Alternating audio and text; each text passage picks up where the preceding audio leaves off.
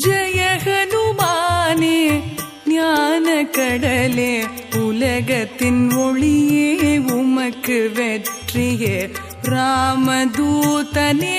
ஆற்றலின் வடிவமே அஞ்சனை மைந்தனே வாயுபுத்திரனே மகாவீரனே மாருதி தீரனே ஞானத்தை தருவாய் நன்மையை சேர்ப்பாய் தங்கமேனியில் புழலுமில்ன பொன்னிற ஆடையும் கேசமும் ஒளிர தோளிலே முப்புரி நூலணி செய்ய இடியும் கொடியும் கரங்களில் தவழ